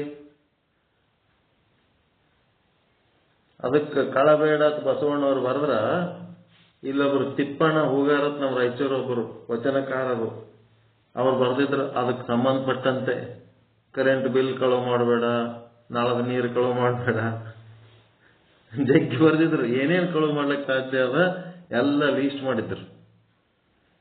ಮತ್ತ ಒಂದು ಗ್ರಂಥ ಬರಿಬೇಕಾದ್ರೆ ಯಾರ ಬರೆದಿಟ್ಟದ್ದು ನಂದೇ ಅಂತ ಹೇಳಕ್ಕೆ ಬರದ ನೀನ್ ಅದ್ರಾಗ ನಿನ್ನ ಹೆಸರು ಹಾಕೋಬೇಡ, ಕೃತಿ ಚೌರ್ಯ ಮಾಡಬೇಡ, ಹಿಂಗ್ ಜಗ್ಗಿ ಅವ್ರ ಬಲ್ಲಿರೋ ಲೀಸ್ಟ್. ಅದಕ್ಕೆ ಅಹಿಂಸಾ, ಸತ್ಯ, ಅಸ್ಥೇಯ, ಬ್ರಹ್ಮಚರ್ಯ. ಬ್ರಹ್ಮಚರ್ಯ ಅಂದ್ರೆ ಒಂದು ಅರ್ಥದಲ್ಲಿ ಸದಾ ಕಾಯ ವಾಚ ಮನಸ ಬ್ರಹ್ಮನ ವಿಚಾರಗಳನ್ನೇ ಮಾಡೋದು, ಬ್ರಹ್ಮನ ಮಾತೆ ಆಡೋದು, ಬ್ರಹ್ಮನ ಕೆಲಸ ಮಾಡೋದು. ಮತ್ತೆ ಇಲ್ಲಿ ಹೇಳೋ ಬ್ರಹ್ಮಚರ್ಯ ಏನದು ಅಂತಂದ್ರೆ ಸನ್ಯಾಸಿಗಳು ಮತ್ತು ಸಂಸಾರಿಗಳ ತೀವ್ರದಾರ. ಗೃಹಸ್ಥರು ಸನ್ಯಾಸಿಗಳು ಹೆಣ್ಣಾಗಿರ್ಬೋದು, ಗಂಡಾಗಿರ್ಬೋದು. ಆದ್ರೆ ಹೆಣ್ಣಿನ ಸಹವಾಸ ಗಂಡು ಮಾಡಬಾರ್ದು, ಗಂಡಿನ ಸಹವಾಸ ಹೆಣ್ಣು ಮಾಡಬಾರ್ದು. ಮತ್ತೆ ಗೃಹಸ್ಥರಿಗೆ ಎಂತ ಬ್ರಹ್ಮಚರ್ಯ ಅಂತಂದ್ರೆ ತನ್ನ ಪುರುಷ ತನ್ನ ಸ್ತ್ರೀಯನ್ನು ಬಿಟ್ಟು ಅನ್ಯರ ಸಹವಾಸ ಮಾಡಬಾರ್ದು. ಇದೇ ಬ್ರಹ್ಮಚರ್ಯ. ಕ್ಷಮ ಅಂದ್ರೆ ತಪ್ಪು ಮಾಡಿದವರಿಗೆ ಕ್ಷಮಿಸಂತದು. ಧೃತಿ ಅಂತಂದ್ರೆ ಧೈರ್ಯ. ದಯಾ ಅಂತಂದ್ರೆ ಇನ್ನೊಬ್ಬರ ಬಗ್ಗೆ ಕರುಣೆ ತೋರೋದು. ಅರ್ಜವ ಅಂದ್ರೆ ಏನ್ರಿ? ಅರ್ಜವ ಅಂದ್ರೆ ಸಂಪಾದನೆ ಅಂತಂದ್ರ ಅನಾವಶ್ಯಕವಾಗಿ ಸಂಗ್ರಹ ಮಾಡಬಾರ್ದು. ಅವಶ್ಯಕತೆ ಎಷ್ಟದ ಅಷ್ಟೇ. ಮತ್ತೆ ಮಿತಹಾರ, ಸಿಂಪಲ್ ಫುಡ್ ತಗೋಬೇಕು, ಜಾಸ್ತಿ ಊಟ ಮಾಡಬಾರ್ದು. ಶೌಚ ಅಂದ್ರೆ ಸ್ವಚ್ಛ ಇರಬೇಕು. ಮನ, ಬುದ್ಧಿ, ಭಾವ, ಕೈ, ಬಾಯಿ ಎಲ್ಲ ಸ್ವಚ್ಛ ಇರಬೇಕು. ದಶವಿಧ ನಿಯಮಗಳಂದ್ರೆ ತಪಸ್ಸು ಅಂತಂದ್ರೆ ಸಹಿಸಿಕೊಳ್ಳದೆ ತಾಪ, ಸಹಿಸಿಕೊಳ್ಳದೆ ಟಾಲರೇಟ್ ಮಾಡ್ಕೊಳ್ಳೋದು. ಎಷ್ಟೊತ್ತು ಟಾಲರೇಟ್ ಮಾಡ್ಕೊಳ್ರಿ ಅಂತಂದ್ರೆ ನಿನ್ನ ಜೀವ ಹೋಗತ್ತಾನ ಟಾಲರೇಟ್ ಮಾಡ್ಕೋಬೇಕಷ್ಟೆ. ಎಷ್ಟು ಸಹಿಸ್ಕೊತೀರಿ ಅಷ್ಟು ಒಳ್ಳೇದಂತ. ಅದಕ್ಕೇನದು ತಪ. ಮತ್ತೆ ಸಂತೋಷ, ಆನಂದವಾಗಿರ್ಬೇಕು. ಇದು ನಿಯಮ, ರೂಲ್ಸ್. ಸಹನೆ ಮಾಡೋದು ತಪ. ಎದರ ಸಲುವಾಗಿ? ಜ್ಞಾನದ ಸಲುವಾಗಿ, ಮೋಕ್ಷದ ಸಲುವಾಗಿ ತಪಸ್ ಮಾಡೋದು. ಬೇರೆ ಎದರ ಸಲುವಾಗಿ ಅಲ್ಲ. ಸಹಿಸ್ಕೋಬೇಕಂದ್ರೆ ಎದರ ಸಲುವಾಗಿ ಸಹಿಸ್ಕೋಬೇಕು? ಮೋಕ್ಷದ ಸಲುವಾಗಿ. ನಾವು ಏನು ಕಷ್ಟಪಡ್ತೀವಿ ಗುರು ಶಿಷ್ಯರ ಮಧ್ಯೆ, ಶಾಸ್ತ್ರ ಅಧ್ಯಯನಗಳಲ್ಲಿ ನಾನಾ ರೀತಿ ಕಿರಿಕಿರಿಗಳು ಏನೇನದ ಅವೆಲ್ಲ ತಾಳ್ಕೋಬೇಕು. ಸಂತೋಷವಾಗಿರ್ಬೇಕು. ರೂಲ್ಸ್ ತಾಳ್ಕೋಬೇಕನ್ನೋದು ರೂಲ್ಸ್ನಾಗ ಬರ್ತದೆ. ಇದು ನಿಯಮ. ಟಾಲರೇಟ್ ಮಾಡ್ಕೋಬೇಕು. ಒಂದ್ ಮಾತಂದ್ರೆ ಏನಾಯ್ತು ತಾಳ್ಕೊಳಕ್ಕಾಗಲ್ಲ ಅಂತಿರ್ತಾರಿಲ್ಲ, ಹಂಗ ಸಂತೋಷವಾಗಿರೋದು ನಿಯಮನೇ. ಮತ್ತು ಆಸ್ತಿಕ್ಯ, ಪರಮಾತ್ಮ ಇದ್ದಾನೆ ಅನ್ನುವ ಒಂದು ಆಸ್ತಿಕತೆ, ನಂಬಿಕೆ ಇರಬೇಕು. ದಾನ ದಾಸೋಹ, ಕಷ್ಟದಾಗಿದ್ದವರಿಗೆ ಸಹಾಯ ಮಾಡೋ ಗುಣ ಇರಬೇಕು. ಈಶ್ವರ ಪೂಜನ, ಇದು ಕಂಪಲ್ಸರಿ ರೂಲ್ಸ್. ಒಟ್ಟ ಈಶ್ವರನ ಬಗ್ಗೆ ಗೌರವ ಇರಬೇಕು, ಪೂಜೆ ಮಾಡಬೇಕು. ಸಿದ್ಧಾಂತ ವಾಕ್ಯ ಶ್ರವಣ ಮುಖ್ಯವಾದಲ್ಲಿ ಜ್ಞಾನ ಸಂಪಾದನೆ ಮಾಡಬೇಕು. ರೀಮ್ ಅಂತಂದ್ರ ಲಜ್ಜೆ, ಒಂದಿಷ್ಟು ಸಂಕೋಚ ನಾಚಿಕೆ ಅನ್ನೋದು ಇರಬೇಕು. 3 ಬಿಟ್ಟವ್ 3 ಲೋಕಕ್ಕೆ ದೊಡ್ಡವಂತ. ಅದಕ್ಕೆ ನಾಚಿಕೆ ಇರ್ಲಾರ್ದವ್ರು ಹೆಂಗ್ಬೇಕು ಹಂಗೆ ಇರ್ತಾರ, ಹಂಗಿಲ್ಲ. ಒಂದು ಪದ್ಧತಿ ಮೇಲೆ ಇರಬೇಕು. ಮತ್ತೆ ಮತಿ, ಬುದ್ಧಿವಂತರಾಗಿರ್ಬೇಕು, ಬುದ್ಧಿ ಚುರುಕಿರ್ಬೇಕು. ಜಪ, ಸದಾ ಪರಮಾತ್ಮನ ಸ್ಮರಣೆಯಲ್ಲಿರ್ಬೇಕು, ಜಪಿಸ್ತಾ ಇರ್ಬೇಕು. ಒಂದು ಮಂತ್ರ ಯೋಗ ಹೇಳ್ತೀವಿ ಜಪ, ಅದು ಮುಂದೆ ಮಾಡಂತ್ರಿ. ಋತ್ ಅಂತಂದ್ರ ಹವನ, ಪೂಜೆ, ಪ್ರಾರ್ಥನೆ, ಮತ್ತೇನಪ್ಪ ಹೋಮ ಹವನಗಳೆಲ್ಲ ಮಾಡ್ತಿರ್ಬೇಕು. ಅದಕ್ಕೀಗೇನವ ಹಠಯೋಗದ ಅಂಗಗಳಲ್ಲಿ 1ನೇ ಆಸನ, 1ನೇ ದೇವದ ಆಸನ ಅಂಗಗಳಲ್ಲಿ ಬರ್ಕೋರಿ. 1ನೇದು ಆಸನ, 2ನೇದು ಪ್ರಾಣಾಯಾಮ, 3ನೇದು ಮುದ್ರೆ, 4ನೇದು ನಾದಾನುಸಂಧಾನ ಅಂತ ಹಿಂಗೆಲ್ಲ ಬರ್ತಾವ. 1ನೇದ್ದು ಆಸನ. ಈ ಹಠಯೋಗದ ಅಂಗಗಳು ನಾಳೆಗೆ ತಗೊಳ್ಳಮೇನಂತೇನೆ. ಟೈಮ್ ಆಗ್ಲಕತ್ತು, 10 ಆಯ್ತು. ಚಲೋ ಅದೇನ್ರಿ ಹಠಯೋಗ? ಕೇಳ್ಬೇಕು ಅನಿಸ್ತದ ಪಾಠ?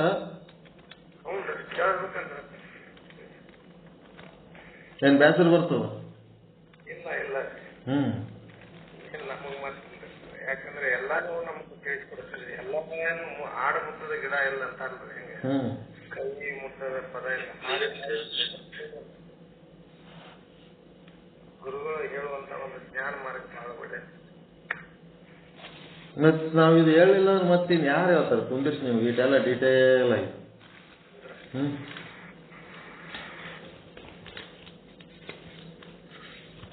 ಅದಕ್ಕೆ ಈ ಅಂಗಗಳ ಬಗ್ಗೆ ನಾಳೆ ತಿಳ್ಕೊಳ್ಳೋಣ.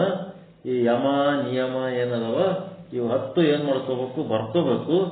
ಬರ್ಕೊಂಡು ಯಮ ಅಂತಂದ್ರೆ ಸಹನೆ ಮಾಡ್ಕೋಬೇಕು, ಸಹಿಸೊಳಗೆ. ನಿಯಮ ಅಂತಂದ್ರ ಇರ್ಬೇಕು, ಹಂಗಿರ್ಬೇಕು, ಇರಲೇಬೇಕು. ಅದಕ್ಕೇನು ರೂಲ್ಸ್ ಅದನ್ನು ಬಿಟ್ಟು ಮತ್ತೊಂದು ಚರ್ಚೆ ಮಾಡಕ್ ಇಲ್ಲ. ಇವೆಲ್ಲ ನಡೆಯಬೇಕು ರೂಲ್ಸ್ ಪ್ರಕಾರ. ಅದಕ್ಕೆ ಇದರದು ಹಠಯೋಗದ ಅಂಗಗಳ ಬಗ್ಗೆ ನಾಳೆ ಚರ್ಚೆ ಮಾಡೋಣ. ಸಂಕ್ಷಿಪ್ತ ಹೇಳಕತ್ತೀನಿ. ಡಿಟೇಲ್ ಹೇಳ್ಕೊತ್ ಕೂತ್ರಿ ಇದೇ ಭಾರಿ ದೊಡ್ಡದ. ಇದು ಈ ವಿಚಾರ ಸಾಗರಕ್ಕಿಂತ ಬಹಳ ದೊಡ್ಡದ ಯೋಗ. ಇದು ಎಲ್ಲೋ ಒಂದು ಸಾಲು ಬರೀತಾನವ, ಸಿದ್ಧಾಂತ ವಾಕ್ಯಗಳ ಶ್ರವಣ. ನೀವೇನ್ ಮಾಡ್ತೀರಿ? ಈ ನಿಯಮದಾಗ ಒಂದು ನಿಯಮ ಫಾಲೋ ಮಾಡ್ಲಕತ್ತೀರಿ, ಶ್ರವಣ. ಇನ್ನ 9 ರೂಲ್ಸ್ ಅದಾವಲ್ಲ, ಎಲ್ಲಿ ಮಾಡ್ಲಕತ್ತೀವಿ? ಮ್ಯೂಟ್ ಮಾಡಿ. ಕಲ್ಯಾಣ ಗುರುಗಳು ತಪ, ಸಂತೋಷ, ಆಸ್ತಿಕ್ಯ, ದಾನ, ಈಶ್ವರ ಪೂಜನ, ಹೀರಿ, ಮಂದ್ರ, ಲಜ್ಜೆ, ಮತಿ, ಜಪ, ಹುತ್ ಅಂತೀವೇನ, ಇವೆಲ್ಲದರಾಗ ಒಂದು ನಾವು ಆಧ್ಯಾತ್ಮ ಸಾಧನೆ ಮಾಡ್ಲಿಕ್ಕತ್ತೀವಿ ಅಂದ್ರೆ ಒಂದು ಮಾಡ್ಲಕತ್ತೀವಿ, ಉಳಿದು ಎಲ್ಲನೂ ಮಾಡ್ಬೇಕಲ್ಲ. ಹಿಂಗ ಆ ಸುಷುಮ್ನ ನಾಡಿ, ಈಡ, ಪಿಂಗಳ ಇವೇನು ಪ್ರಯೋಗ ಮಾಡ್ಲಿಕ್ಕೆ ಹೋಗ್ಬೇಡ್ರಿ. ಅವು ಪ್ರಯೋಗ ಮಾಡ್ಬೇಕಾದ್ರೆ ಒಬ್ಬ ಚಲೋ ಪರಿಣಿತ ಗುರು ಇದ್ನಂತಂದ್ರ ಅವನ ಕೈಯಾಗ ಕಲ್ತು ಶಿಷ್ಯನ ಅನುಭವ ಕೇಳಿ ಅದ್ರಾಗ ಸೇರ್ಕೊಟ್ರಿ. ಇತ್ತೀಚಿಗೆ ಯೋಗ ಗುರುಗಳಂತೇಳಿ ಆ ಯೋಗಾಸನ ಮಾಡ್ತವ್ರೆ ಯೋಗ ಗುರುಗಳ. ಯೋಗ ಗುರುಗಳು ಅವರು ಆತ್ಮ ಪರಮಾತ್ಮನನ್ನ ಲೀನ ಮಾಡುವ ಮಟ್ಟಿಗೆ ಹೋಗುವಂತ ಗುರುಗಳಿದ್ರಂದ್ರೆ ಅವರು ಯೋಗ ಗುರುಗಳು. ಇವರೆಲ್ಲ ಏನು ಯೋಗಾಸನ ಗುರುಗಳು. ಯೋಗಾಸನದ ಗುರುಗಳೇ ಹೋಗಿ ಯೋಗ ಗುರುಗಳಾಗತ್ತಾರೆ. ಅಂತ ಯೋಗ ಗುರುಗಳಿಗೆ ನಾವು ಮಹತ್ವ ಕೊಟ್ಟು ಅವ್ರು ಹೇಳ್ದಂಗೆ ಕೇಳಿ ಅವ್ರ ಬೆನ್ನತ್ತೋಗಿ ಈಗೆಲ್ಲ ಬಿಸ್ನೆಸ್ ಮಾಡಿಬಿಟ್ಟಾರೆ. ಯೋಗ ಕಲಿಸೋದಕ್ಕೂ ಒಂದು ಬಿಸ್ನೆಸ್, ಇಷ್ಟು ರೊಕ್ಕ ಕೊಡ್ಬೇಕು, ಅದು ಮಾಡ್ಬೇಕು, ಇದು ಮಾಡ್ಬೇಕಂತೇಳಿ. ಯಾವುದು ರೊಕ್ಕ ಬೇಡ, ರೂಪಾಯಿ ಬೇಡ, ಫ್ರೀದಾಗ ಕಲಿಸ್ಲಕ್ಕ ರಾಮದೇವ್ ಬಾಬಾದ್ದು ಸ್ಕೀಮ್ಗಳದಾವ. ಎಲ್ಲಾ ಕಡೆ ಎಲ್ಲ ಊರಾಗದಾವ. ಎಲ್ಲರೇ ಹೋರಿ ರಾಮದೇವ್ ಬಾಬಾ ಸ್ಕೀಮ್ನಾಗ ಕೂತು ಕಲೀರಿ. ಎಲ್ಲ ಚಲೋ ಅದ. ಅಲ್ಲೇನು ರೊಕ್ಕ ಖರ್ಚಿಲ್ಲ, ರೂಪಾಯಿ ಖರ್ಚಿಲ್ಲ, ಫ್ರೀ ಆಫ್ ಕಾಸ್ಟ್ ಕಲಿಸ್ತಾರ ಅವ್ರು. ಏನ್ರಿ ರಾಜಯೋಗ, ಪಾತಂಜಲಿ ಯೋಗ ಅವರು.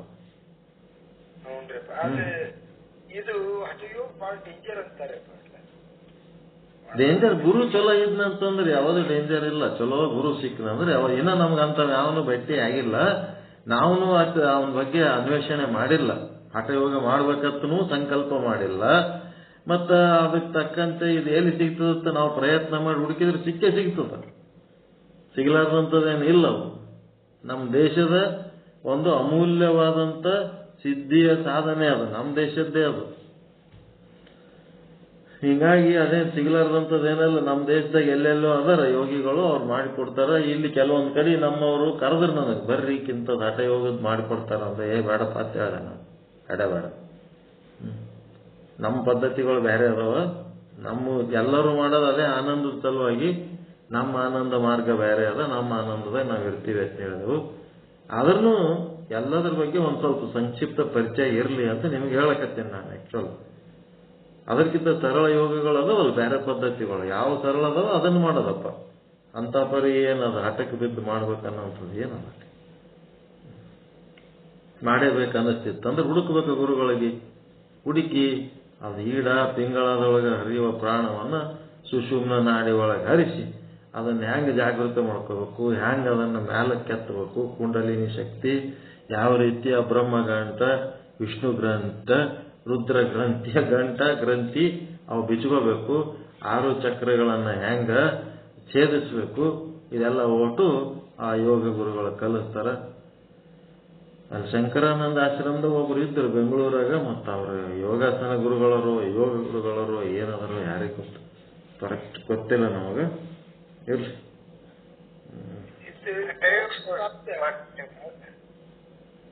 ಏನ್ರಿ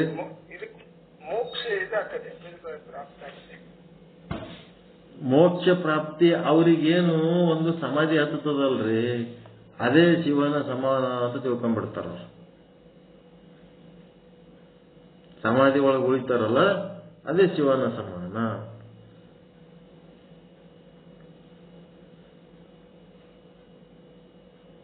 ಟಮಾಟಕ್ಕೆ ತಾವು ಸಮಾಧಿ ಒಳಗೆ ಹೋಗ್ಬಿಡ್ತಾರ. ಇನ್ನೊಬ್ಬರಿಗೆ ಹೇಳಕ್ ಬರಂಗೇ ಇಲ್ಲ ಅವ್ರು ಹೊರಗೆ. ಆ ಕಡೆ ಜ್ಞಾನ ಎಲ್ಲವನ್ನ ಪರಿಚಯ ಮಾಡ್ಕೋತ ಎಲ್ಲಾನು ನಾನೇ, ಎಲ್ಲರೊಳಗೂ ನಂದೇ, ನನ್ನೊಳಗ ಎಲ್ಲ ಅಂತೇಳಿ ಹಿಂಗ್ ಮಾಡ್ಕೋತ ಹೋಗ್ತಾರ.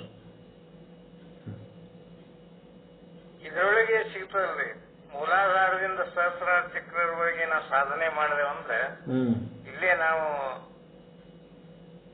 ಆ ಒಂದು ಇದ್ರೊಳಗೆ ಆನಂದದೊಳಗೆ ಹೋಗ್ಬಿಡ್ತೀವಿ. ನಮ್ಮನು 7 ಚಕ್ರಗಳಿದ್ದಂಗೆ 7 ತರಂಗಗಳು. ಒಂದೊಂದು ಚಕ್ರ ದಾಟಿಸ್ಕೊತ ಹೋಗ್ಬೇಕಾಗ್ಯದ ಅಷ್ಟೇ. ನಮಗ್ ಒಂದೊಂದು ತರಗನೆ ಒಂದೊಂದು ಚಕ್ರ ಇದ್ದಂಗೆ ಶಕ್ತಿ ಕೇಂದ್ರಗಳಿದೆ. ಇವು ಜ್ಞಾನ ಶಕ್ತಿ ಕೊಡೋವು. ಜ್ಞಾನ ಶಕ್ತಿಯನ್ನು ಕೊಟ್ಟು ಜ್ಞಾನದಿಂದ ಸಮಾಜ ಒಳಗೆ ಹೋಗೋದು. ತತ್ವ ಇದು ಕರ್ಮದಾಗ ಬರ್ತದೆ. ಕರ್ಮ ಇದೆ ಪ್ರಯತ್ನ ಭಾಗದ ವಹಿಸ್ತಿದ್ರಲ್ಲಿ ಮತ್ತೊಮ್ಮ ಹಸಿ ಅಂತಕ್ಕಂಥ ಮಹಾವಾಕ್ಯವನ್ನು ಸಂಶೋಧನೆಯನ್ನು ಮಾಡಕ್ಕೆ ಶ್ರವಣ ಮನನ ನಿಧಿಧ್ಯಾಸನ ಮುಖಾಂತರ ನಾವು ತತ್ವಂ ಹಸಿ ಅಂತಕ್ಕಂಥ ಇದನ್ನ ಮಾಡ್ಲಿಕ್ಕೆ ಹೋಗುವ ಅಲ್ಲಿ ಮುಟ್ಟಿದಾಗ ನಮಗ ಸೂರ್ಯಾತೀತ ಅವಸ್ಥೆ ಸಮಾಧಿ ಅವಸ್ಥೆಯಲ್ಲಿ ನಮಗ ಪ್ರಾಪ್ತ ಆಗತ್ತೆ.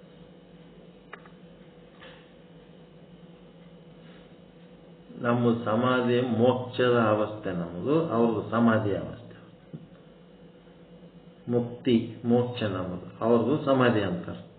ಸಮಾಧಿಗೆ ಹತ್ತಿತ್ತಂದ್ರೆ ಅದೇ ಅಲ್ಟಿಮೇಟ್ ಅವರಿಗೆ, ಅದೇ ಅತ್ಯಂತ ಉನ್ನತವಾಗಿ. ನಮ್ಮಲ್ಲಿ ಸಮಾಧಿ ಹತ್ತಿದ ಮೇಲೆ ಅಂತಃಕರಣ ಶುದ್ಧ ಆಯ್ತು, ಅಂತಃಕರಣ ನಿಶ್ಚಲ ಆಗ್ಯದ ಅಂತ ತಿಳ್ಕೊಂಡು ಮುಂದೆ ಗುರುವಿನ ಹತ್ರ ಕುಳಿತು ಹದವಾದ ಅಂತಃಕರಣದಲ್ಲಿ, ನಿಶ್ಚಲ ಮತ್ತು ನಿರ್ಮಲ ಅಂತಃಕರಣದಲ್ಲಿ ಬ್ರಹ್ಮಜ್ಞಾನ ಕೇಳಿ ಬ್ರಹ್ಮಜ್ಞಾನದ ವಿಚಾರಗಳನ್ನ ಮಾಡಿ ನಾನು ಬ್ರಹ್ಮ ಸ್ವರೂಪ ಅದೀನಿ, ಉಳಿದದ್ದೆಲ್ಲ ದೃಶ್ಯ ಜಗತ್ತು ಅದು ಮಿಥ್ಯ ಆದ ಅಂತ ತಿಳ್ಕೊಳ್ಳೋಂಥ ಒಂದು ಕೆಲಸ ಮಾಡ್ತಾರೆ.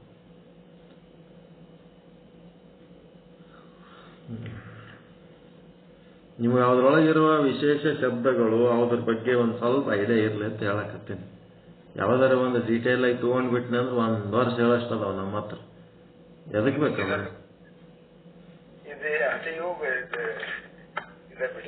ಇಷ್ಟೇ ಸಿಂಪಲ್. ಮತ್ತೆ ಜ್ಞಾನದ ಅಷ್ಟು ಆನಂದ ಇದು ಆಗುದಿಲ್ಲ. ಜ್ಞಾನ ಯೋಗ ಬಾರಿ ಸರ್ವಶ್ರೇಷ್ಠ. ಈಗ ತಟ್ಟೆ ಬಟ್ಲ ತೊಳ್ಕೊಂಡಂಗ ಕೈ ಕಾಲ್ ಮುಖ ತೊಳ್ಕೊಂಡಂಗ ಉಂಡಂಗ ಹೆಂಗ ಆಗ್ತಾರ್ರಿ? ಊಟಕ್ ಬರ್ರಿ ಅಂತಂದ್ರೆ ಕಾಲ ಮಾರಿ ತೊಳ್ಕೊತೀರ ಇಲ್ಲ?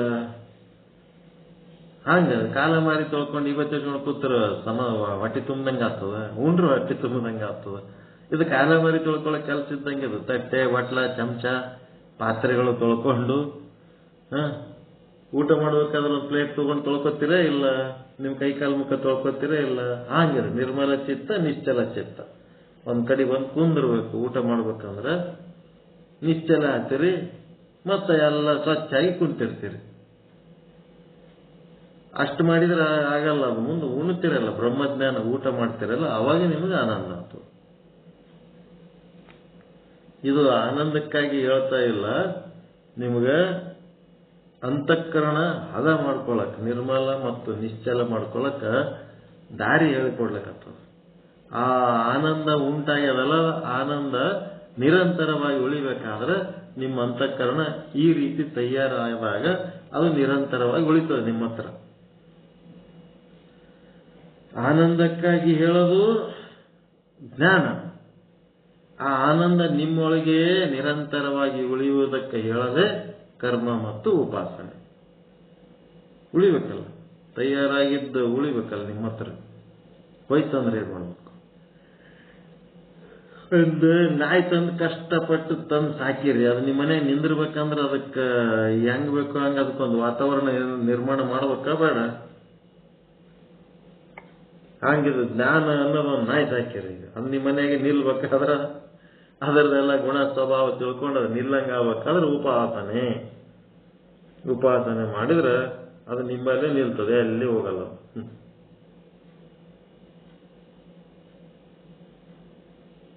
ಶಿವ ಬ್ರಹ್ಮ ಪರಮ.